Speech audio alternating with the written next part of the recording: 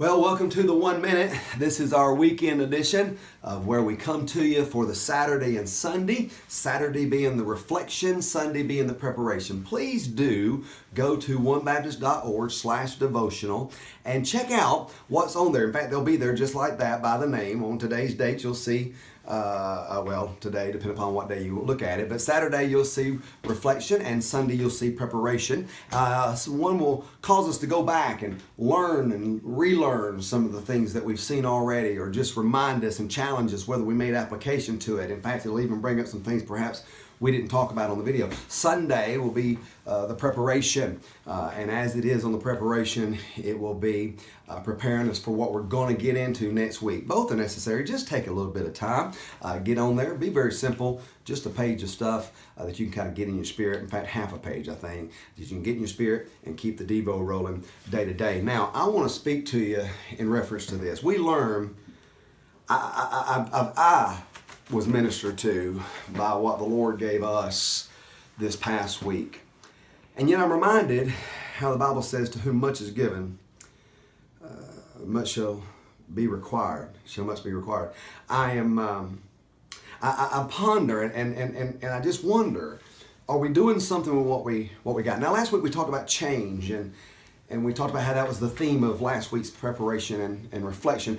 This week's reflection, in fact, brings us back to a story that I didn't discuss by video. It brings us back to the story where Jacob wrestled God, the angel of God, Jesus Christ as it was. In fact, I did mention it during the week, but I didn't sit on it. One thing about it is that the angel of the Lord won that. By the way, wrestling with God, fighting with Jesus, he's always going to win, right? I mean, he's God, we're not. Now, that being the case, though, isn't it interesting how we seem to constantly want to try to wrestle? Even in that story, Jacob walked with a limp for the rest of his life that reminded him of that wrestling match, that got him to that place of surrender. And yet, do you know that still sometimes along the way, he still tried to walk his own way?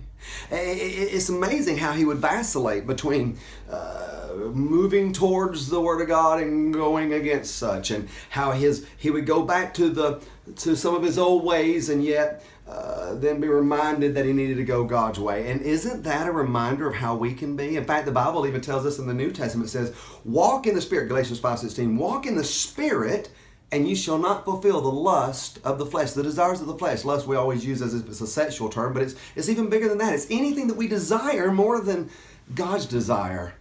Walk in the Spirit.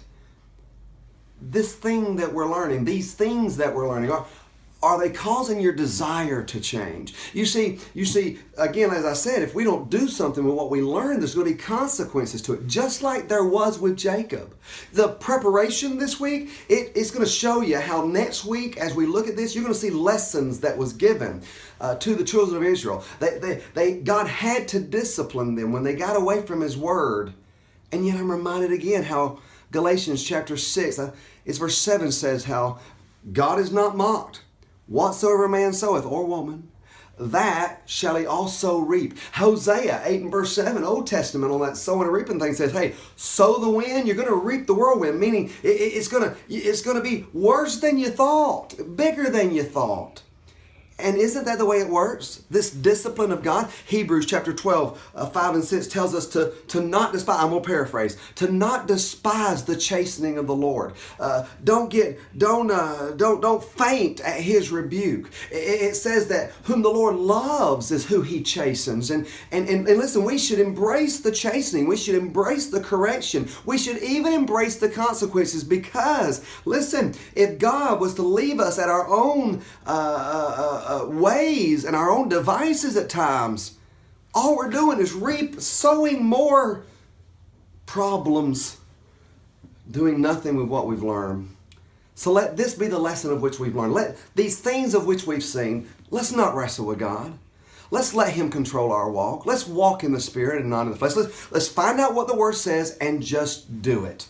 And in such, our learning and living will be getting and giving for other people who need to learn the same.